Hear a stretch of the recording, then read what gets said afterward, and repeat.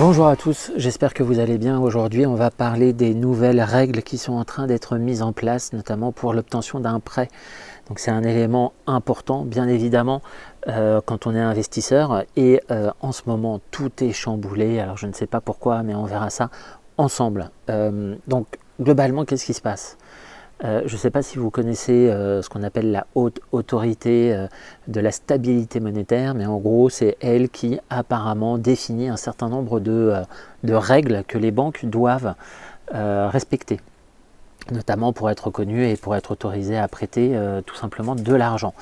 Et je pense, mais encore une fois c'est une interprétation très personnelle et je ne suis pas spécialiste, mais je pense que cette autorité doit avoir peur des conséquences liées au Covid, liées à l'endettement important, potentiel.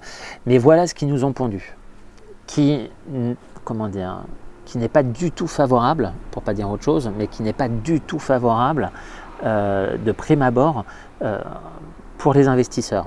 Puisque, je peux le dire, puisque à titre personnel, je le subis actuellement et je vais vous expliquer pourquoi.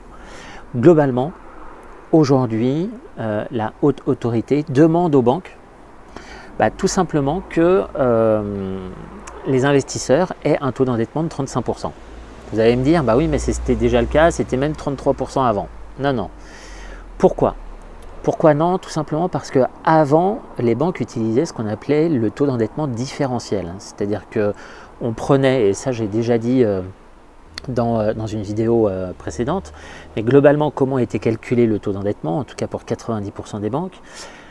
Taux d'endettement différentiel, c'est tout simplement le montant des loyers, 70% du montant des loyers moins l'endettement lié à l'investissement.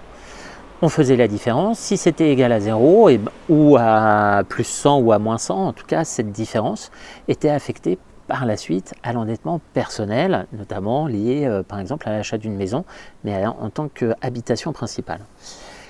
Ça c'était le taux, le calcul pour calculer le taux d'endettement différentiel. Maintenant c'est plus du tout ça. Ce qui change complètement la donne et ce qui augmente très fortement l'endettement, non pas pour les primo-accédants, mais qui augmente l'endettement pour les investisseurs.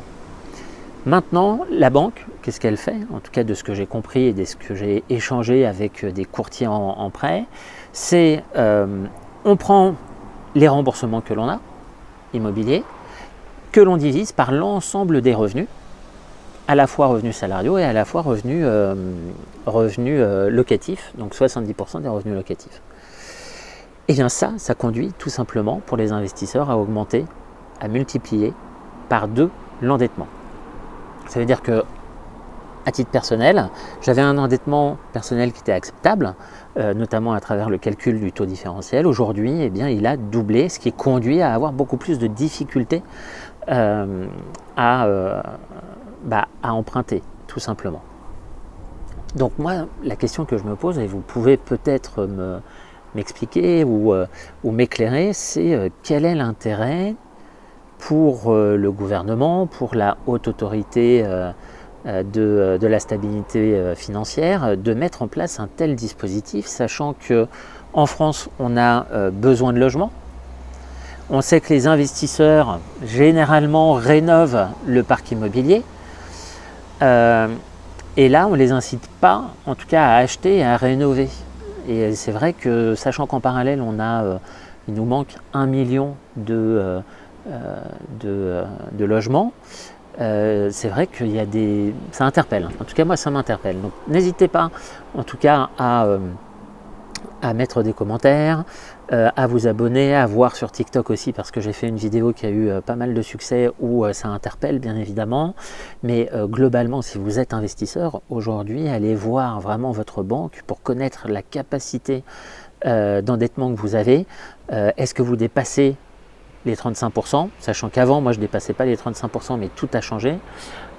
Et donc, les cartes sont rebattues, sincèrement. Et ça peut avoir, à mon sens, un impact aussi sur la demande et donc sur le prix. Donc, moi je me pose la question de savoir, est-ce que dans les années à venir, le prix de l'immobilier ne va pas baisser à cause de ces éléments-là et puis d'autres facteurs, notamment liés au DPE, qui vont avoir peut-être un impact sur le prix de l'immobilier. En tout cas, merci de me suivre comme d'habitude. N'hésitez pas à liker si vous avez appris des choses et puis à me suivre sur TikTok et puis à faire ma formation gratuite sur goman.fr. Salut, salut!